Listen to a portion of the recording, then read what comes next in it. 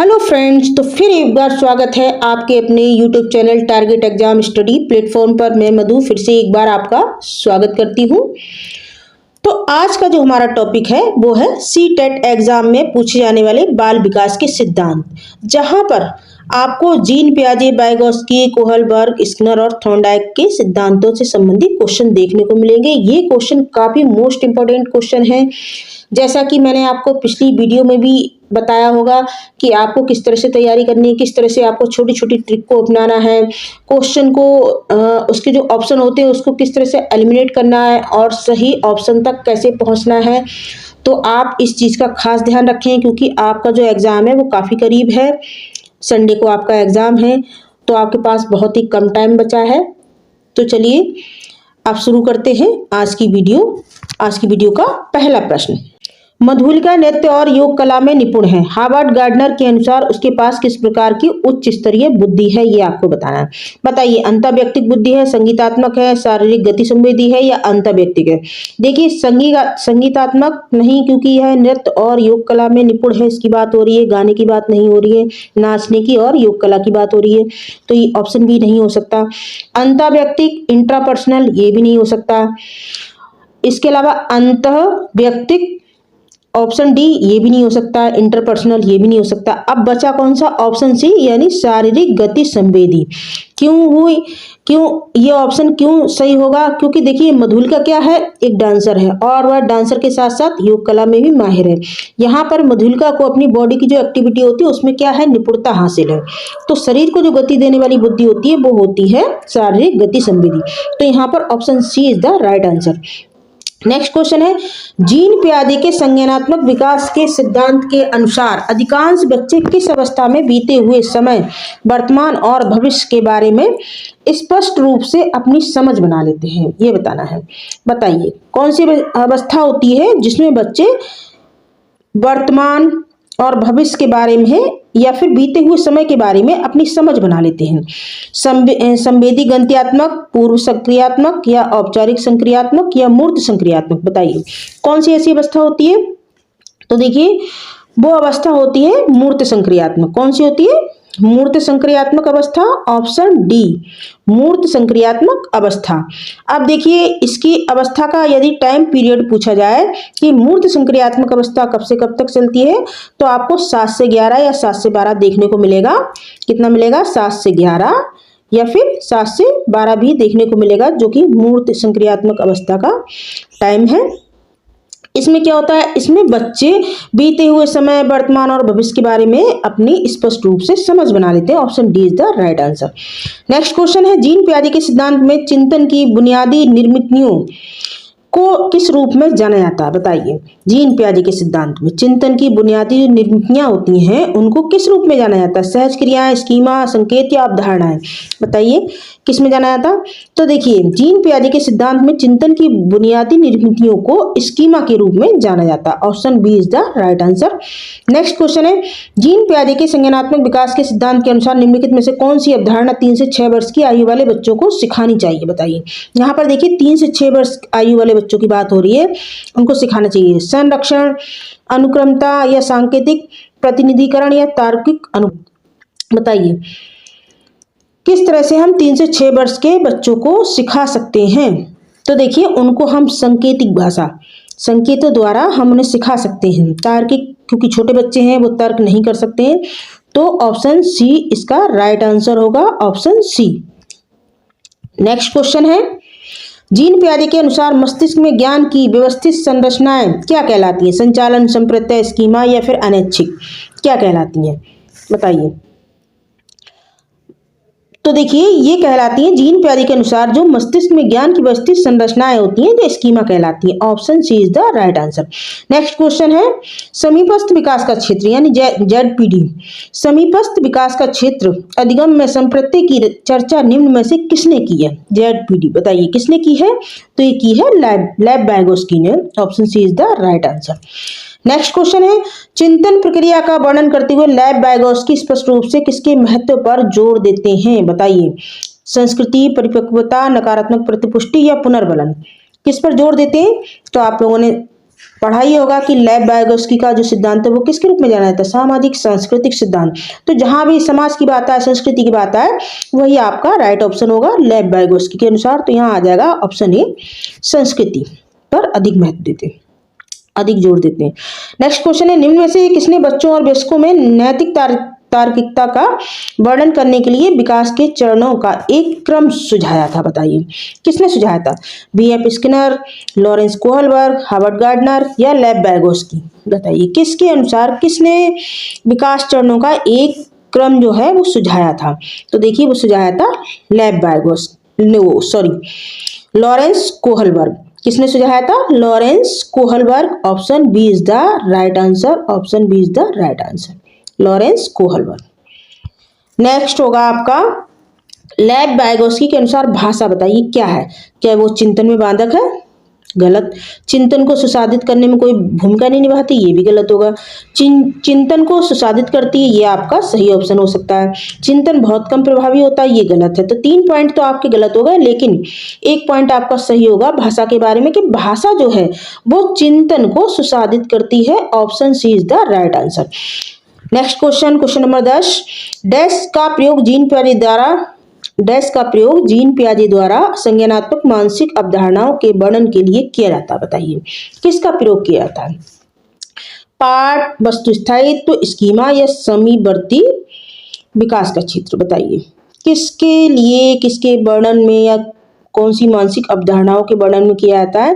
तो देखिए ये हो जाएगा आपका स्कीमा। स्कीमा का जो प्रयोग होता है वो जीन पियाजे द्वारा संज्ञानात्मक मानसिक अवधारणाओं के वर्णन के लिए किया जाता है, schema. Option C is the right answer. Next question है, लैब वाइगोस्की ने संज्ञानात्मक विकास की प्रक्रिया में किसकी भूमिका पर बल दिया है।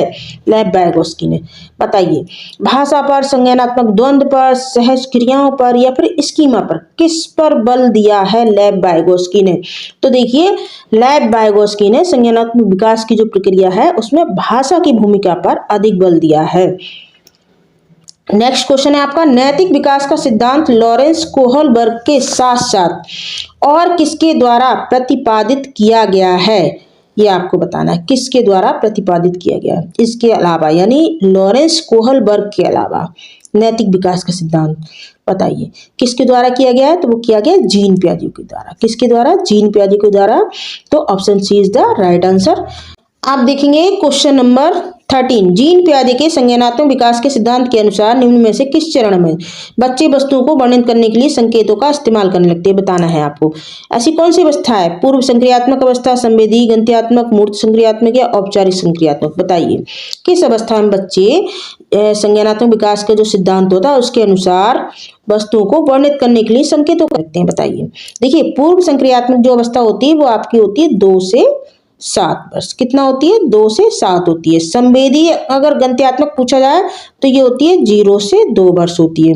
मूर्त संक्रियात्मक अगर पूछा जाए तो ये होती है आपकी 7 से 11 या 7 से 12 देखने को मिलेगी।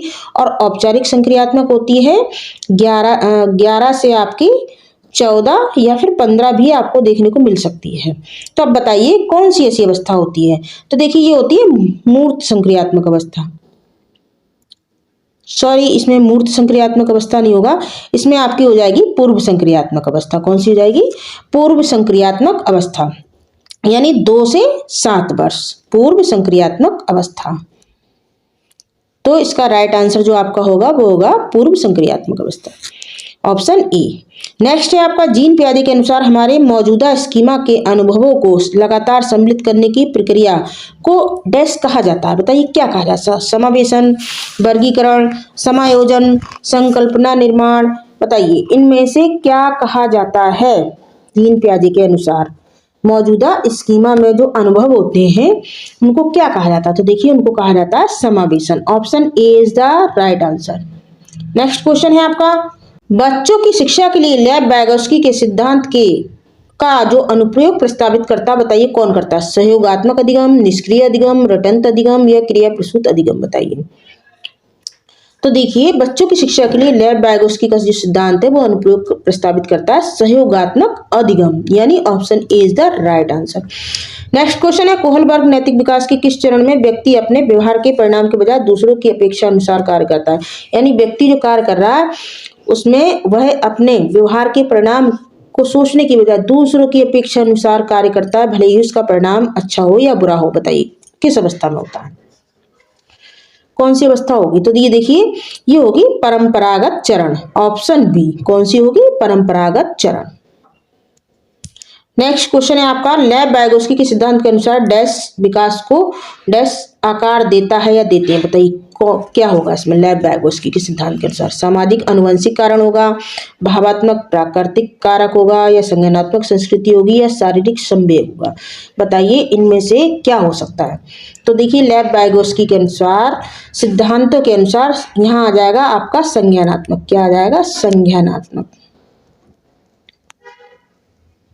संज्ञानात्मक और यहाँ पर आपका आ जाएगा संस्कृति। तो आपका जो ऑप्शन सी है वो राइट हो जाएगा। Option C is the right answer. यानी लेव वाइगोस्की के सिद्धांत के अनुसार संज्ञानात्मक विकास को संस्कृति आकार देता है या फिर देते हैं। नेक्स्ट क्वेश्चन है जीन पियाजे के संज्ञानात्मक विकास को कितने चरणों में विभक्त किया गया है, ये बताना है आपको। देखिए चरण कितने होते हैं, 4 होते हैं। एक संवेदी गामक जो 0 से 2 वर्ष चलता है, दूसरा आपका पूर्व संक्रियात्मक 2 से 7 वर्ष चलता है, तीसरा मूर्त संक्रियात्मक जो कि 7 से 11 वर्ष होता है, चौथा आपका अमूर्त संक्रियात्मक या औपचारिक अवस्था जो कि 11 से 14 या फिर 15 देखने को मिलती है। तो कितने चरण हो गए, 4 चरण हो गए। तो option A is the right answer होगा आपका। नेक्स्ट क्वेश्चन है निम्न में से किसने नैतिक विकास की अवस्था का प्रतिपादन किया है। ये आपको बताना है कि किसने नैतिक विकास की अवस्था का प्रतिपादन किया है। सिगमंड फ्रायड, कोहलबर्ग, जीन पियाजे या फिर स्किनर। बताइए फ्रायड, कोहलबर्ग, जीन पियाजे या स्किनर। तो देखिए ये किया है कोहलबर्ग ने नैतिक विकास की अवस्था का प्रतिपादन। नेक्स्ट क्वेश्चन है वाइगोस्की के अनुसार किसी बालक के विकास में सबसे जो महत्वपूर्ण योगदान होता है वो किसका होता है, ये आपको बताना है। किसका योगदान होता है, महत्वपूर्ण योगदान होता है। परिवार का, विद्यालय का, समाज का या फिर धर्म का, किसका होता है। तो देखिए समाज का होता है। किसका होता है, समाज का होता है। वाइगोस्की के अनुसार किसी बालक के विकास में सबसे जो महत्वपूर्ण योगदान है वो समाज का होता है। नेक्स्ट है जीन पियाजे के संज्ञानात्मक सिद्धांत के अनुसार किस चरण पर बच्चे जटिल समस्याओं के समाधान में तर्क का इस्तेमाल करने लगते हैं। बताइए कौन सी ऐसी अवस्था होती है। संवेदीगामक, पूर्व संक्रियात्मक, मूर्त संक्रियात्मक या औपचारिक संक्रियात्मक। देखिए जब बच्चे जटिल समस्याओं का समाधान करने लगते हैं तो जाहिर सी बात है वो किशोरावस्था के नजदीक के तो बच्चे होंगे। तो आपकी जो औपचारिक संक्रियात्मक अवस्था है यही आपकी राइट होगी। नेक्स्ट क्वेश्चन है धीमी गति से सीखने वाले बालकों के लिए अधिक उपयोगी सिद्धांत है। बताइए कौन सा है अधिक उपयोगी सिद्धांत। कोहलर का सिद्धांत, हल का सिद्धांत, थॉर्नडाइक का सिद्धांत या थर्स्टन का सिद्धांत। बताइए किसका सिद्धांत होगा। तो देखिए धीमी गति की जहां भी बात होती है तो थॉर्नडाइक का सिद्धांत होता है। किसका होता है, थॉर्नडाइक का सिद्धांत होता है। देखिए थॉर्नडाइक क्या कहते हैं कि बच्चा त्रुटि करके ही सीखेगा, यानी बच्चे त्रुटि करेंगे तभी ही बच्चे सीखेंगे। इन्होंने प्रयत्न एवं भूल का सिद्धांत या भूल एवं त्रुटि का सिद्धांत दिया था। संयोजनवाद का सिद्धांत दिया था किसने, थॉर्नडाइक ने। नेक्स्ट क्वेश्चन है निम्नलिखित में से चिंपैंजियों पर प्रयोग किसके द्वारा प्रतिपादित किया गया था। कोप्पा, कोहलर, बर्दीमर या सभी के द्वारा। बताइए तो ये किया था चिंपैंजियों पर जो प्रयोग किया था कोहलर ने किया था। नेक्स्ट है आपका प्रभाव का नियम प्रतिपादित किया था किसने किया था। तो देखिए ये किया है थॉर्नडाइक ने। किसने किया है, प्रभाव का नियम जो दिया है वो दिया थॉर्नडाइक ने। इन्होंने अभ्यास का नियम, प्रभाव का नियम, तत्परता का नियम ये किसके, ये सब थॉर्नडाइक के। नेक्स्ट क्वेश्चन शिक्षा मनोविज्ञान शैक्षिक परिस्थितियों में मानव व्यवहार का अध्ययन करता है। यह कथन किसका है। स्किनर का, क्रो, बुंट या फिर थॉर्नडाइक, किसका है। बताइए शिक्षा मनोविज्ञान। तो देखिए यह है स्किनर का। किसका है, स्किनर का। शिक्षा मनोविज्ञान शैक्षिक परिस्थितियों में मानव व्यवहार का अध्ययन करता है, यह कथन है स्किनर का। नेक्स्ट क्वेश्चन बाल विकास को सर्वाधिक प्रेरित करने वाला प्रमुख घटक क्या है। प्रखर बुद्धि, यौन परिपक्वता, बड़ा भवन या खेल का मैदान। तो देखिए बाल विकास को जो सर्वाधिक प्रेरित करते हैं वो होता है खेल का मैदान। यहाँ पर बच्चे के जो सभी तरह के डेवलपमेंट देखने को मिल जाएंगे। वह समाज में बच्चों के साथ कम्युनिकेट करना सीख जाता है। बच्चे जो अलग अलग परिवेश से आते हैं, अलग अलग भाषाओं के बच्चे होते हैं, अलग अलग भाषाई बच्चे, वो भी बच्चा सीख जाता है। तो यहाँ जो खेल का मैदान होता है वो इसमें बच्चे को तरह तरह की डेवलपमेंट देखने को मिल जाते हैं।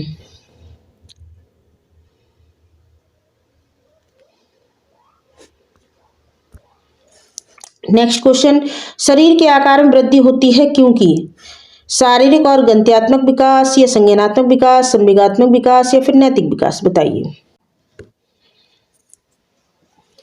तो देखिए क्वेश्चन नंबर जो आपका 27 होगा कि शरीर के आकार में जो वृद्धि होती क्यों होती है, शारीरिक और गंत्यात्मक विकास, संज्ञानात्मक विकास, संवेगात्मक विकास या फिर नैतिक विकास, क्यों होती है। तो देखिए क्योंकि शारीरिक और जो गंत्यात्मक विकास होता है वो कैसा होता है, क्योंकि विकास क्या है, विकास एक अनवरत चलने वाली प्रक्रिया है। शरीर के जो आकार में वृद्धि होती है क्योंकि शारीरिक और जो गंत्यात्मक विकास है, विकास क्या है, एक अनवरत चलने वाली प्रक्रिया। परंतु जो शरीर का विकास होता है वो हमेशा नहीं होता है। इसके अलावा शरीर क्या है, एक लिमिटेड प्रक्रिया है जो कि हमेशा नहीं बढ़ता है, यानी शरीर के आकार में हमेशा वृद्धि नहीं होती है। तो option A is the right answer. शिक्षा मनोविज्ञान के जनक माने जाते हैं, शिक्षा मनोविज्ञान के जनक कौन माने जाते हैं, ड्रेवर, थॉर्नडाइक, स्किनर या कॉल्सनिक, बताइए कौन माने जाते हैं शिक्षा मनोविज्ञान के जनक। तो देखिए शिक्षा मनोविज्ञान के जो जनक है वो थॉर्नडाइक जो है वो शिक्षा मनोविज्ञान के जनक माने जाते हैं। अब देखते हैं नेक्स्ट क्वेश्चन, कक्षा में विद्यार्थियों की रुचि बनाए रखने के लिए एक शिक्षक का उचित है, बताइए क्या उचित है, एक शिक्षक को क्या उचित है, श्यामपट्ट प्रयोग करना उचित होता है या कहानी पढ़ना उचित होगा, चर्चा करना उचित होगा या प्रश्न पूछना उचित होगा, बताइए। तो देखिए कक्षा में विद्यार्थियों की जो रुचि बनाए रखने के लिए एक शिक्षक को उचित है कि वह बच्चों से उनकी जिज्ञासा बढ़ाने के लिए उनसे टाइम टाइम पर प्रश्न पूछता रहे, क्या करता रहे, प्रश्न पूछता रहे और ऐसा माहौल दे जिसमें बच्चे जो है जिज्ञासु रहे, सक्रिय रहे। नेक्स्ट क्वेश्चन है इस वीडियो का, एक अच्छा अध्यापक विद्यार्थियों को मध्य बढ़ावा देता है, बताइए किसको देता है, प्रतियोगिता की भावना को, तटस्थ की भावना को, सहयोग की भावना या फिर प्रतिबद्धता की भावना, बताइए किसको देता है। तो देखिए एक अच्छा जो अध्यापक होता है वो विद्यार्थियों के मध्य सहयोग की भावना को बढ़ावा देता है, क्या देता है, सहयोग की भावना को। तो ऑप्शन सी जो है, सी इज द राइट आंसर होगा। Thanks for watching. अगर आपकी वीडियो या टॉपिक से संबंधित कोई सुझाव है तो जरूर बताएं, हम इस पर प्राथमिकता से काम करेंगे और आपका जो सपोर्ट है वो हमारे लिए बहुत ही बहुमूल्य है। तो प्लीज़ चैनल को लाइक और सब्सक्राइब कीजिए। तो मिलते हैं नेक्स्ट वीडियो में। Thank you, take care.